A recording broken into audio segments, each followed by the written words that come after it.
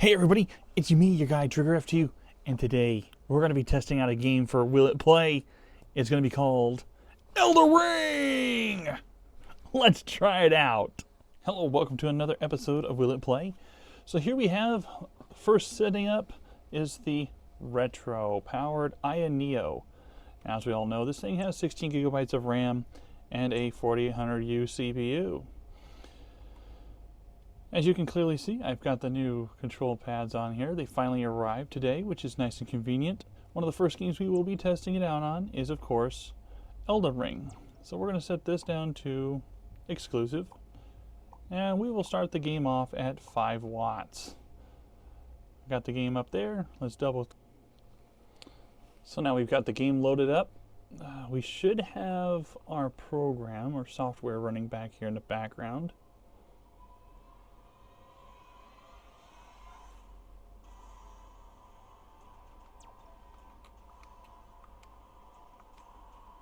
There we go.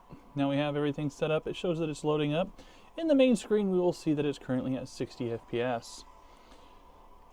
Now, some of the things that we will consider, we have the setting on the system set up to 720p.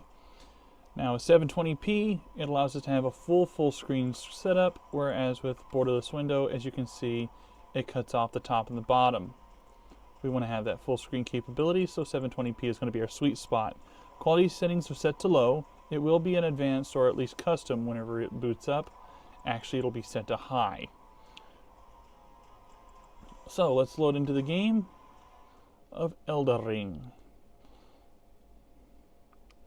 Now we're loading everything up at 5 watt TDP, so it's going to be relatively slow but fast enough. We see that the GPU is at 47 degrees Celsius, 48, and the CPU package at 36%, give or take, and running at 7 watts.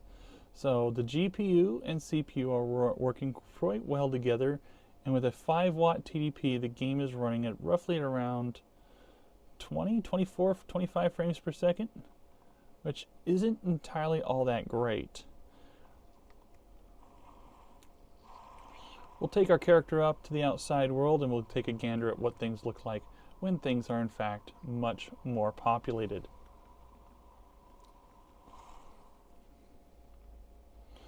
Okay, as we can clearly see, the package jumps up to 30 FPS. Now that we're in Limgrav, the game runs at an unstable performance of 14 frames maximum, while the CPU is trying to struggle at 5.6 watts. This is somewhat unplayable. Now that it dips down in the most open of areas, we can clearly see the game cannot handle it.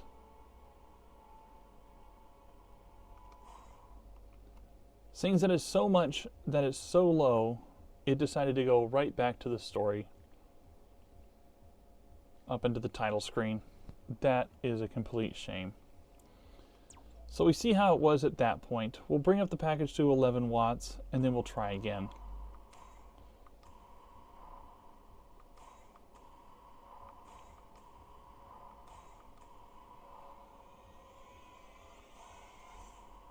We will have to reload the game.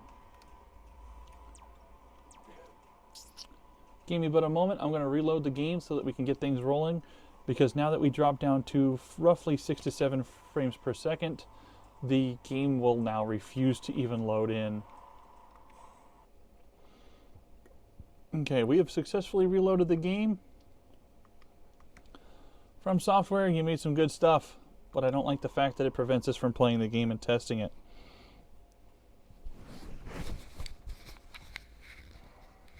Okay, so now we see that we still have the warning.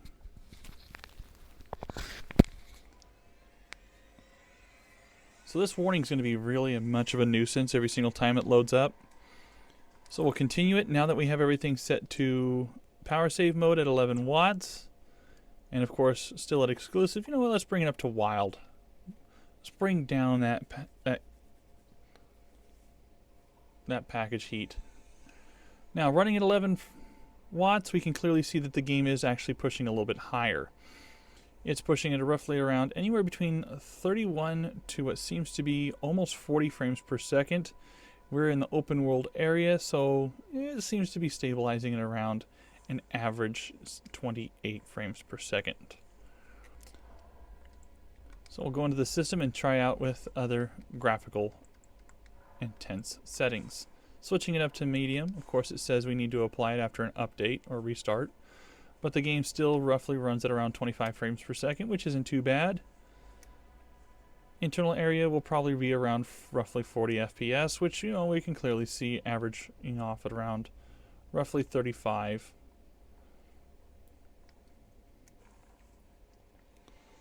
While on medium, outside averaging off at around almost 30 FPS as well. But we're going to do this systematically, so from medium, we'll switch it up to high, which is the default that we had previously, believe it or not. And we can still see that the game is running at around 30-ish frames per second, and still at around, roughly around 20 plus frames per second in the open world. Now that we've set things up to high, let's check it out with other TDP settings. Opening up the Aya Neo software, we'll switch it over to a balanced at 15 watts, and we see a small shoot up of FPS at around 35 average. What's unusual here is I notice that the RAM shows that it's running 19.5 gigabytes of RAM. This system runs 16 gigabytes of RAM. I don't know if that's an issue whenever it comes to MSI Afterburner, or if it's just using the internal storage as part of the whole thing. As we go to internal inside, roughly we're still in high, so mind you, we're doing around 35 to almost 40 FPS. Checking the settings, we'll switch it down from high to medium to give it another test to feel, and we can still see that the game still runs at a beautiful 30 frames per second average. While outside, jumping is still very fluent, controls are very nice. With a 30 FPS, it actually works really well. We had seen somebody walking around out here, not sure who or what they are.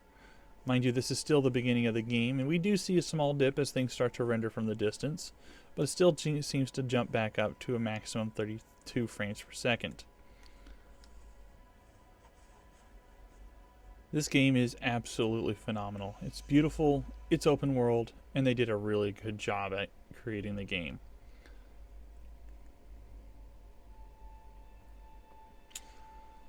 So now that we're still set to balanced at the package, we'll bring down the graphical settings from medium to low. Now once you notice, we won't need to do any rebooting, but the game starts running very fluently. The graphics aren't going to look very beautiful, but at least it'll still be playable. Of course, it won't have the TLSS, anti-aliasing of course, but it still maxes out outside with no dips at 42 frames per second. Wow. Looks to me like the Sentinel wants to play a game.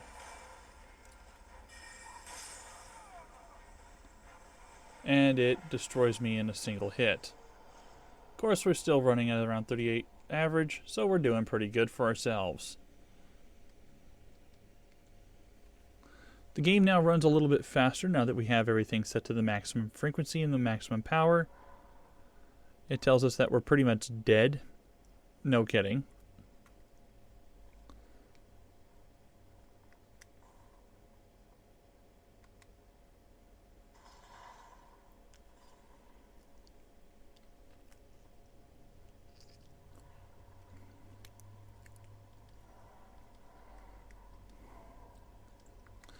We're going to bring this up one more notch, one more time.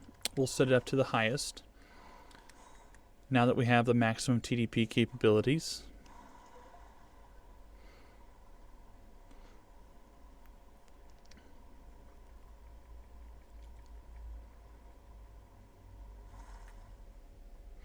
Now the game drops down to around 30 FPS.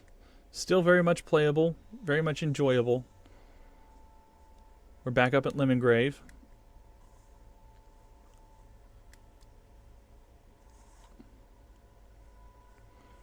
And we're looking for our completely dead body. This is the first death of the game, so yay. Unfortunately, set on high, we're dipping down at around 18 FPS while the boss is visible, so we're going to run off while we can.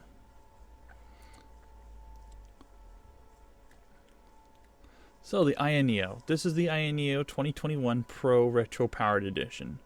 The question is, will it play? Absolutely. But my best suggestion for the game, just to make it easy on yourself, set the video settings either on high, medium, or low. You get the best performance out of it. And turn on your anti-aliasing quality to low. Everything else off. If you want to make some of it look pretty good, you can.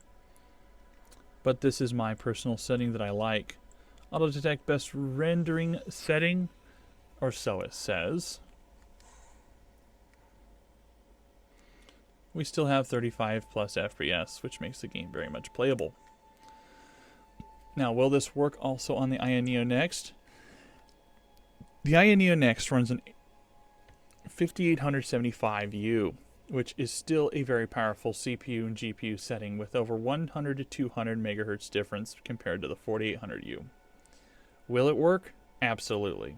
It'll average off at around 40 FPS on medium settings. But of course the TDP won't be all that great. So here we have it, the GPD Win 3. Now this runs an 1165U, which isn't half bad. Correction, 1165G6, which still isn't half bad. So what we'll do is I'm going to boot it up. And the first thing I'm going to do is I'm going to go into the BIOS settings here, go into the settings and make sure that it's set to normal. Normal. Now the reason why we're doing this at normal, this allows us to have more of a one-to-one standard whenever it comes to, say, the OnexPlayer. We can set it up to up, which we bring up to a higher TDP, maximum values to around 28 watts. But set it to normal, we get the average amount, which is what it should be, anywhere between 20 to 25 watts. Saving changes, settings, and this will give us a one-to-one value.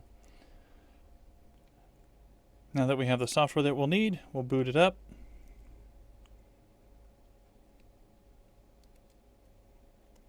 Switching over to controller mode, of course, we see the Elden Ring's already starting up.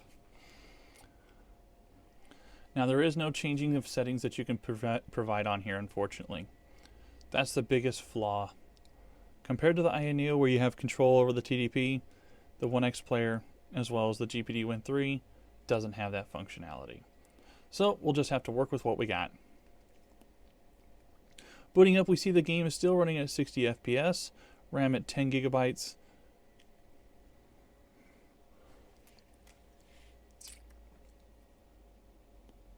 GPU is running at 18%, CPU at 75 degrees Celsius at 41%.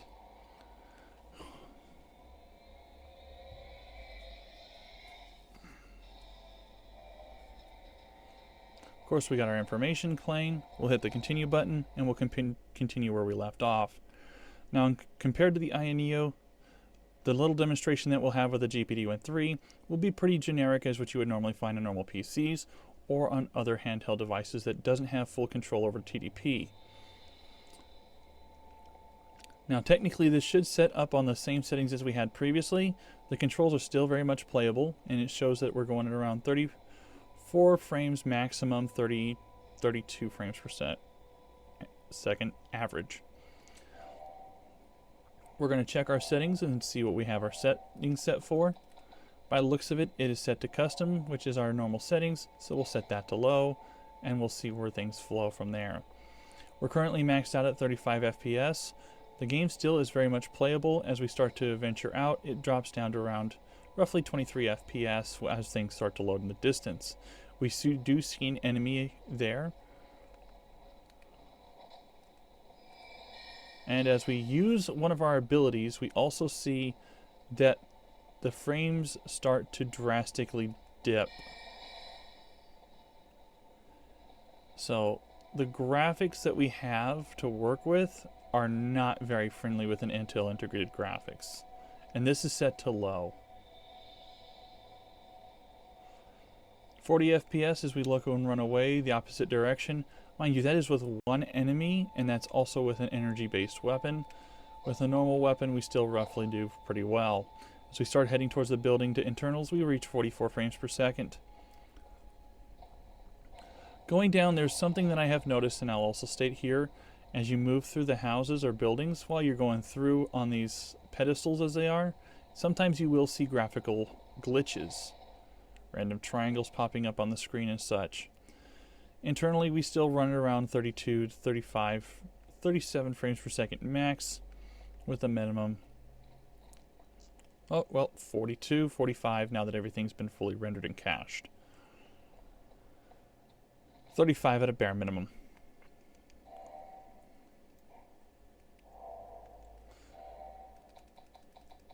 So we're going to change everything up from low to medium.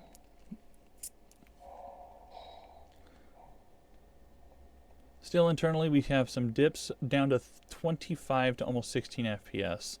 The person that we saw randomly had graphical glitches, of course. Mind you, this game plays online. And we are still getting those graphical glitches at random. On medium, it might not be a really good thing to be playing at.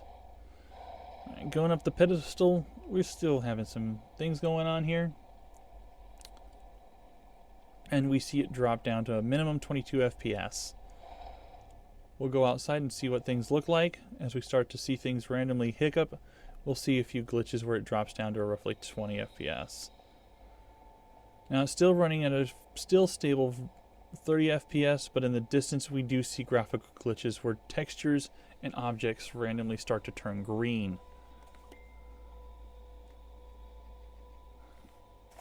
As you can see, my settings for my lighting won't stay, so I'm going to have to bring it down from time to time. Alright, walking around outside, we still get around 38 to almost 40, and it still dips down to around 30 FPS. We see the enemy in the distance, of course, and we still rack around 32, maximum 36. Now dropping down to 28.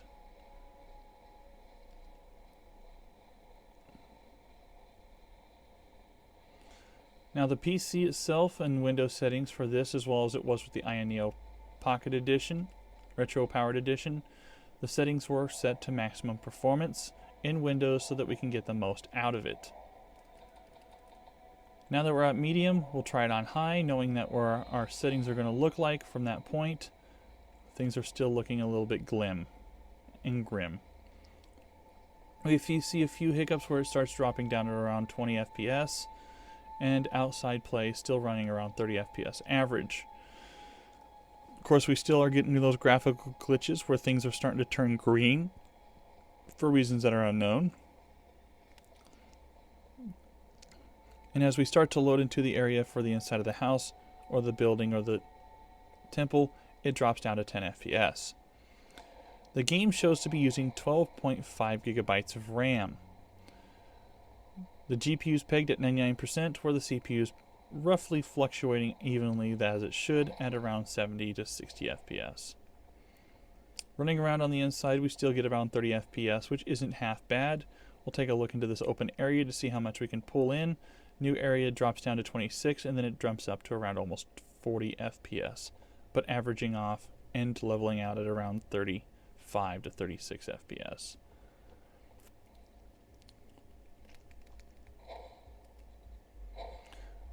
See, now that we got everything set up, we'll try this with the energy weapon, and it does hiccup, as we can clearly see, but now that it's been cached properly, it goes up a little bit.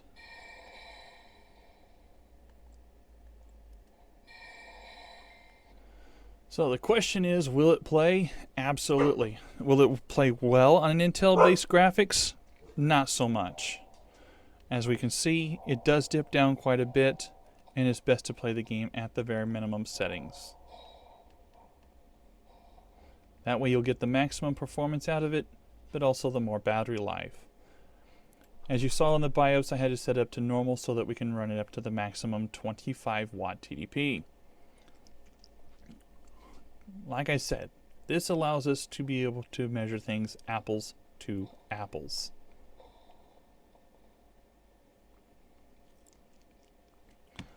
So the question now stands, will it play? Yes, it will. Both on the Aya Neo, the GPD Win 3, and if you have one of the wonderful new systems, the OnexPlayer or the Aya Neo Next, it will play on that as well. We don't know how things will look on the Steam Deck whenever it gets released. Chances are it might work or it might not, considering this game also has online features where you absolutely must have online connectivity. It will be hard to say. Maybe playing in offline mode might be a thing. Well, that's all she wrote. This is Trigger FTU, also known as the Phantom Fox, on Will It Play? Next up, we will do Final Fantasy VII Intergrade. I know, it sounds weird playing something with Unreal Engine capabilities, but it'll allow us to be able to try out some new functionality like FSR with the Aya Neo with AMD graphics.